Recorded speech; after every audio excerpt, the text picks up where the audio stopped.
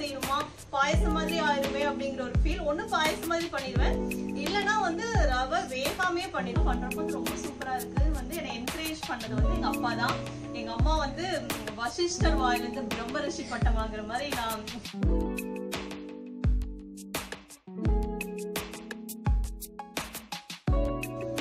Hello friends, வணக்கம் and welcome to கலந்திஸ் channel. இன்னைக்கு கலந்திஸ் channel என்ன வீடியோ அப்படின்னு பாத்தீங்கன்னா ஒரு ஸ்நாக் ரெசிபி தான் பார்க்க போறோம். அதுவும் ஈஸியா குயிக்கா செய்யற மாதிரி ஸ்நாக் ரெசிபி. கண்டிப்பா இந்த லாக்டவுன் டைம்ல குழந்தைங்க ஃபுல் டைம் வீட்லயே இருக்கிறதுனால ஏதாவது வந்து நம்ம கிச்சன்ல செஞ்சுட்டே இருக்கிற மாதிரி தான் இருக்கு. சோ ஒரே மாதிரி ஒரே டேஸ்ட்ல செய்யறப்ப போர் ஆயிரும், செய்யற நமக்கும் போர் ஆயிரும், சாப்பிடுறவங்களுக்கும் போர் ஆயிரும். சோ ஈஸியா இருக்கிற மாதிரி, டேஸ்டியா இருக்கிற மாதிரி, டிஃப்ரெண்டா இருக்கிற மாதிரி ஒரு ஸ்நாக் ரெசிபி தான் இன்னைக்கு பார்க்க போறோம். குழந்தைங்கன்னு மட்டும் இல்ல, பெரியவங்க எல்லாருமே சாப்பிடலாம். அது மட்டும் இல்லாம இன்னைக்கு வந்து நம்ம ஃப்ரீயா பேசிக்கிட்டே சமைக்க போறோம். சோ நிறைய இன்ட்ரெஸ்டிங்கான என்னோட சமையல் அனுபவங்களை வந்து நான் உங்க கூட ஷேர் பண்ணிக்க போறேன். நான் எப்படி வந்து இந்த சமையல் குள்ள என்ட்ரான, இப்படி வந்து ஒரு சேனல் எப்படி ஆரம்பிச்சேன், எனக்கு பேசிக்காவே சமையல்ல இன்ட்ரெஸ்ட் இருக்கா, நான் ஸ்டார்டிங்ல சமையல் பண்ணி சொதப்பினதெல்லாம் என்னென்ன அப்படின்னு இன்ட்ரெஸ்டிங்கான விஷயத்தையும் உங்க கூட ஷேர் பண்ணிட்டே சமைக்க போறேன். சோ கண்டிப்பா வீடியோ மிஸ் பண்ணாம ஃபுல்லா பாருங்க. இப்போ உள்ள போய் என்னென்ன இன்கிரிடியன்ஸ் இருக்குன்னு பார்க்கலாம் வாங்க. உருளைக்கிழங்கு தான் வந்து மெயின் இன்கிரிடியன்ட். உருளைக்கிழங்கு வந்து 4 உருளைக்கிழங்கு பாயில் பண்ணி எடுத்து வச்சிருக்கேன். அதுக்கப்புறமா பெரிய வெங்காயம், 2 பெரிய வெங்காயம் வந்து நல்லா ஃபைனா சாப் பண்ணிக்கோங்க. அப்பதான் வந்து உங்களுக்கு ஃப்ரை ஆகிறப்ப நல்லா டேஸ்டியா இருக்கும். அதுக்கப்புறமா மிளகாய் தூள், காரத்துக்கு பாத்தீங்கன்னா மிளகாய் தூள் வந்து normal plain red chilli powder வந்து 2 டீஸ்பூன் எடுத்து வச்சிருக்கேன். அதுக்கப்புறமா ஜீரகத்தூள் வாசனைக்காக இது வந்து 1 டீஸ்பூன். ஸோ மிளகாத்தூள் கொஞ்சம் அதிகமா, சீரகத்தூள் கொஞ்சம் கம்மியா, உப்பு வந்து தேவையான அளவு சேர்த்துக்கலாம். உப்புக்கு அப்புறமா பிரெட். ஸோ இது வந்து பிரெட் வந்து எவ்வளவு ஸ்லைஸ் இருக்கோ நம்ம யூஸ் பண்ணிக்கலாம். எதுக்குன்னு பாத்தீங்கன்னா பிரெட் கிரம்ஸா இருந்தாலும் சேர்த்துக்கலாம், பிரெட்டா இருந்தாலும் நம்ம டோஸ்ட் பண்ணி கொஞ்சம் பவுடர் பண்ணி சேர்த்துட்டோம்னா கொஞ்சம் வந்து அந்த பைண்டிங்க்கு நல்லா இருக்கும். அதனால பிரெட் எடுத்திருக்கோம். ஃபைனலா நம்ம கோட் பண்ண போறது பாத்தீங்கன்னா ரவால. சோ ரவா இப்பதான் வந்து கடைசியா எடுத்திருக்கோம். சோ இதுல கோட் பண்ணி தான் நம்ம ஆயில்ல ஃப்ரை பண்ண போறோம். சோ இதான் வந்து இதுக்கு தேவையான இன்கிரிடியன்ஸ்.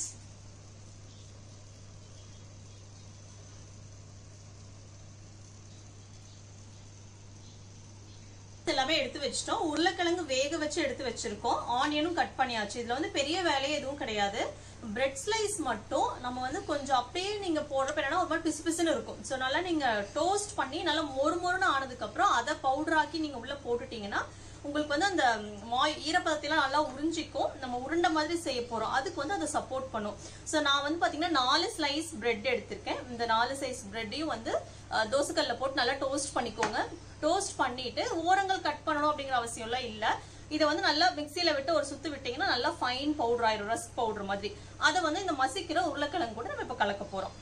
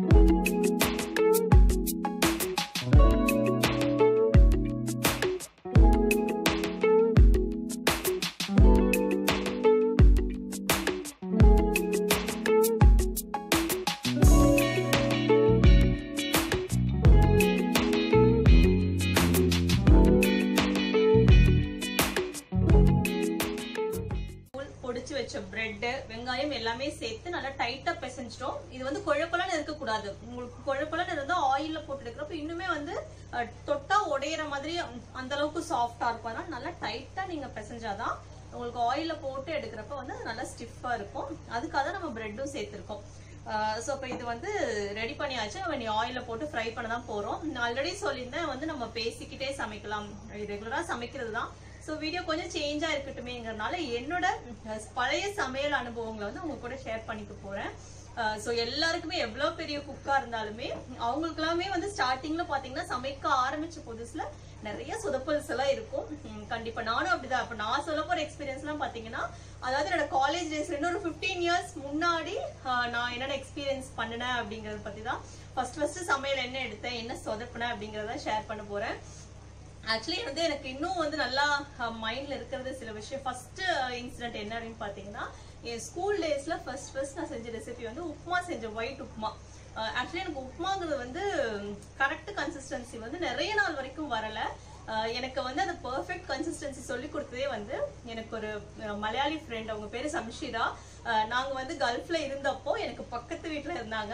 ஸோ அவங்க வந்து எனக்கு உப்புமா டெக்னிக் சொல்லி கொடுத்ததுக்கு அப்புறம் தான் எப்போ உப்புமா செஞ்சாலும் பர்ஃபெக்டா வரும். அதுக்கு மேல உப்புமா செய்யணும் அப்படின்னு சொன்னாலே வந்து எனக்கு ஐயோ குளிர் ஜுரம் வர மாதிரி உப்புமா செய்யணுமா, பாயசம் மாதிரி ஆயிருமே அப்படிங்கிற ஒரு ஃபீல். ஒண்ணு பாயசம் மாதிரி பண்ணிடுவேன், இல்லனா வந்து ரவை வேகாமே பண்ணிடுவேன். இது ரெண்டு தான். ஒயிட் ரவை வந்து ரொம்ப கஷ்டப்பட்டேன் நிறைய நாள். பட் என்னென்னவோ வந்து புது புது ரெசிபிஸ் எல்லாம் ட்ரை பண்ணதெல்லாம் உண்டு, நல்லா செஞ்சதும் உண்டு. பட் இந்த ஒரு சிலருக்கு வந்து இந்த சில ரெசிபிஸ் சின்னதா இருந்தா கூட டக்குன்னு வராதுன்னு சொல்லுவாங்க இல்லையா, அந்த மாதிரி என்ன பாடாப்படுத்தின ரெசிபி பாத்தீங்கன்னா உப்புமா தான் சொல்லுவேன். ஸோ அவங்க தான் வந்து அந்த கரெக்ட் கன்சிஸ்டன்சி சொல்லி கொடுத்தாங்க. அதுக்கப்புறம் உப்புமா வந்து இப்ப எப்ப சொன்னாலும் வந்து உப்புமா நோ ப்ராப்ளம் ஆயிடுச்சு. ஃபர்ஸ்ட் எங்க அப்பாவுக்கு நான் உப்புமா செஞ்சு கொடுத்து பிளேட்ல வந்து ஊத்தி வச்சிருந்தேன். எங்க அப்பா சாப்பிட வந்தாங்க. எங்க அப்பா சாப்பிட உட்கார பார்த்தா அது பாயசம் மாதிரி தான் இருந்துச்சு. உப்புமாவா பாயசமான்னு தெரியல, அந்த கன்சிஸ்டன்சி. அதுதான் வந்து என்னோட ஃபர்ஸ்ட் சமையல் அனுபவம், உப்புமா. நம்ம வீட்டுல வந்து கேர்ள்ஸ் சில்ட்ரன்ஸ், அதாவது பெண் குழந்தைங்களை பொறுத்த வரைக்கும் நம்ம என்ன சமையல் செஞ்சாலும் நம்மள அப்ரிஷியேட் பண்ணி நல்லா இருக்கு, சூப்பரா இருக்கு, கவலைப்படாத, இது இந்த மாதிரி டேஸ்ட் அம்மா கூட பண்ணதில்ல அப்படின்னு சொல்லி நம்மளை அப்ரிஷியேட் பண்ற ஒரே ஒரு ஜீவன் வந்து அப்பா தான். ஸோ எனக்கு அதே மாதிரி தான். நாங்க ஸ்கூல் டேஸ்ல இருந்து ஏதாவது புதுசா வந்து ட்ரை பண்றப்போ அது உப்பு இல்ல, காரம் இல்ல, உப்பை இல்லாம உப்புமா பண்ண காலமும் உண்டு. அப்படி எல்லாம் பண்றப்போ வந்து ரொம்ப சூப்பரா இருக்குன்னு வந்து என்னை என்கரேஜ் பண்ணது வந்து எங்க அப்பா தான். எங்க அம்மா வந்து வசிஷ்டர் வாயில இருந்து பிரம்ம ரிஷி பட்டம் வாங்குற மாதிரி நான் என்ன செஞ்சாலும் வந்து இதுல உப்பு இல்ல, காரம் இல்ல, மிளகா தூள் பத்தல, இந்த கமெண்ட்ஸ் எல்லாம் அம்மாங்கிறது வந்துட்டே இருக்கும். ஆனாலும் அப்பா தான் வந்து சூப்பரா சமைக்கிற, இது நல்லா இருக்கே, அது நல்லா இருக்கே அப்படின்னு அப்ரிஷியேட் பண்றது அப்பா தான். ஸோ அப்பா தான் வந்து நம்மளோட ஃபர்ஸ்ட் கிரிட்டிக். இந்த மாதிரி நிறைய பேருக்கு கண்டிப்பா இந்த எக்ஸ்பீரியன்ஸ் இருக்கும்னு நினைக்கிறேன். ஸோ அடுத்து ஒரு ரொம்ப மறக்க முடியாத எக்ஸ்பீரியன்ஸ் என்ன அப்படின்னு பாத்தீங்கன்னா, காலேஜ் டேஸ்ல, காலேஜ் ஃபைனல் இயர்ல வந்து வெளியில ஸ்டே பண்ணிருக்கோம். நம்ம ஃப்ரெண்ட்ஸ் எல்லாம் சேர்ந்து தான் சமைக்கணும், பாக்ஸ்க்கு எடுத்துட்டு போகணும் அப்படிங்கிற ஒரு சிச்சுவேஷன்ல வந்து நாங்க ஒரு 4-5 பேர் சேர்ந்து ஃபர்ஸ்ட் நான் வந்து அரிசி பருப்பு சாதம் எனக்கு தெரியும், நான் அதை செய்யறேன் அப்படின்னு சொல்லிட்டு நான் அரிசி பருப்பு எல்லாம் போட்டு சாதம் செஞ்சு முடிச்சிட்டோம். காலையில காலேஜ் கிளம்புற அவசரம் குக்கர் ஓபன் பண்றோம். சாதம் அரிசி பருப்பு சாதம்னா அம்மா வந்து நமக்கு எல்லோ கலர்ல செஞ்சு கொடுத்துருப்பாங்க, அப்படிதான் நம்ம பார்த்து பழக்கம். நான் குக்கர் ஓபன் பண்றேன், சாதம் வந்து ஒயிட்டாவே இருக்கு. இன்னும் அரிசி பருப்பு சாதம் வந்து ஒயிட்டா இருக்கே, அம்மா செய்யறப்ப எல்லோவா வருமே, பருப்பு எல்லோ கலர்ல இருக்கு, அப்ப பருப்பு போடுறப்ப என்ன வரணும், சாதம் எல்லோ கலர் வரணுமே, ஏன் வரல அப்படின்னு யோசிச்சா நான் வந்து மஞ்சள் தூளே போடல. நான் நினைச்சிட்டேன் மஞ்சள் கலர் பருப்பு யூஸ் பண்ணி சமைச்சா சாதம் மஞ்சள் கலர் வந்துரும் அப்படின்னு சொல்லிட்டு. அப்புறம் தான் தெரிஞ்சிச்சு நான் மஞ்சள் தூள் போட்டாதான் அரிசி பருப்பு சாதம் எல்லோ வரும் அப்படின்னு சொல்லி. சோ இந்த மாதிரி வந்து ஃபன்னியான விஷயமெல்லாம் வந்து நானும் சமைக்க ஆரம்பிச்ச காலத்துல நிறைய பண்ணிருக்கேன். அது வந்து ஒரு ஸ்டேஜ். அதுக்கப்புறம் வந்து ரொம்ப சீரியஸா சமையலுக்குள்ள இன்வால்வ் ஆகி புது புது ரெசிபிஸ் அந்த மாதிரி நிறைய ட்ரை பண்ணி நிறைய சக்சஸ் பண்ணிருக்கேன். இன்னொரு இன்சிடென்ட் பார்த்தா, எனக்கு அக்கா இருந்தனால அவங்க மோஸ்ட்லி நல்லா சமைப்பாங்க. மோஸ்ட் ஆஃப் த வேலை வந்து அவங்க பண்ணிடுவாங்க, நம்ம எடுபடி தான் மோஸ்ட்லி கிளீன் பண்ணி கொடுக்கறது, கட்டிங் இந்த மாதிரி தான் பண்ணுவோம். அவங்க எல்லா வேலையும் செய்வாங்க. ஒன்ஸ் அக்கா போனதுக்கு அப்புறம் அந்த பொறுப்பெல்லாம் நம்ம கிட்ட வரும், நம்ம சமைக்க ஆரம்பிப்போம். அந்த எக்ஸ்பீரியன்ஸ் பாத்தீங்கன்னா, எங்க அக்கா கல்யாணம் ஆன புதுசுல எங்க மாமா அக்காவும் ஃபர்ஸ்ட் வந்து எங்க வீட்டுல சாப்பிடுறாங்க. சோ நான் சொல்றேன் பொடி தோசை ஊத்த போறேன் அப்படின்னு சொல்லி, ஓகே அப்படின்னு சொல்லிட்டு நானும் பொடி தோசை ஊத்திட்டேன், அவங்க கொண்டு கொடுத்துட்டேன். அவங்களும் சாப்பிடுறாங்க. சாப்பிட்டதுக்கு அப்புறம் அவங்க ஃபேஸ் ரியாக்ஷனே சரியில்லை. அதனால அவங்க ஃபர்ஸ்ட் நம்ம வீட்டுல சாப்பிட்றப்ப டக்குன்னு நல்லா இல்லைன்னு சொல்ல முடியாது இல்லையா. சோ கஷ்டப்பட்டு சாப்பிட்டு எப்படி இருந்துச்சு கேட்டா கசப்பா இருந்துச்சுன்னாங்க. அப்புறம் தான் தெரிஞ்சிச்சு அந்த பொடி தோசையில போட்ட பொடி வந்து வெந்தய பொடி போட்டிருக்கேன், இட்லி பொடி போடல. சோ வந்து அந்த மாதிரி வீட்டுக்கு வந்தவங்களே வந்து ரொம்ப கஷ்டப்படுற சிச்சுவேஷன்ஸ் எல்லாமே இருக்கு.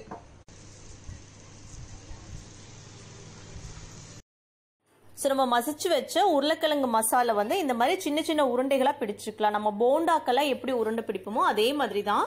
இப்போ எல்லாம் உருண்டை பிடிச்சு வச்ச அப்புறமா கடைசியில நீங்க பொரிக்கிறப்ப வந்து அந்த வெள்ளை ரவை எடுத்து வச்சிருக்கோம் பாத்தீங்களா, அதுல வந்து கோட் பண்ணிக்கோங்க. இந்த ரவையில எதுக்கு நம்ம பெரட்டி எடுத்து அதுக்கப்புறம் ஃப்ரை பண்றோம் அப்படின்னு பாத்தீங்கன்னா, இன்னும் நல்லா கிறிஸ்பினஸ், அந்த ரவை வந்து மொறுமொறுப்புக்காக தான். நம்ம பூரியில எல்லாத்துலயுமே தோசையில எல்லாமே ரவை சேர்க்கறதுக்கு காரணம் வந்து மொறுமொறுப்புக்கு தான். ஸோ கடைசியில் இந்த மாதிரி வெள்ளை ரவையில் நல்லா கோட் பண்ணிட்டு அதுக்கப்புறமா ஃப்ரை பண்ணி எடுங்க. நீங்க ஆயில போட்டு ஃப்ரை பண்றப்போ கொஞ்சம் அந்த மேல ஒட்டிருக்கிற எக்ஸ்ட்ரா வெள்ளை ரவை வந்து விட்டு வரும், அதனால தப்பு கிடையாது. இருந்தாலும் அவ்வளோ ஒரு கிறிஸ்பியா இருக்கும். இது கண்டிப்பா நீங்க ட்ரை பண்ணி பாருங்க. ஸோ வந்து இப்போ பார்த்தீங்கன்னா நம்ம உருண்டை செஞ்சாச்சு, பால்ஸ் செஞ்சு ரவால வந்து கோட் பண்ணியும் எடுத்துட்டோம். இதை வந்து நீ ஜஸ்ட் டீப் ஃப்ரை பண்ற வேலை மட்டும்தான். வேலை ரொம்ப ஈஸி, டேஸ்ட் வந்து ரொம்ப சூப்பரா இருக்கும். ஸோ இது எப்படி ஃப்ரை பண்றதுன்னு பார்க்கலாம் வாங்க.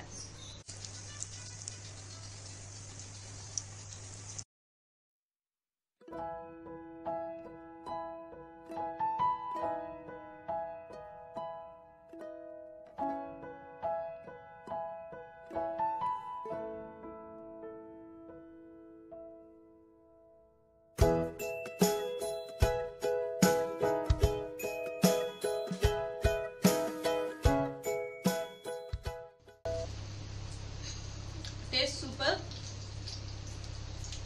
அந்த மேல ரவா வந்து நம்ம கோட் பண்ணது வந்து நல்லா கிறிஸ்பியா ஃப்ரை ஆயிருக்கிறதுனால நல்லா முறுமுறுன்னு இருக்கு சாப்பிட்றப்போ.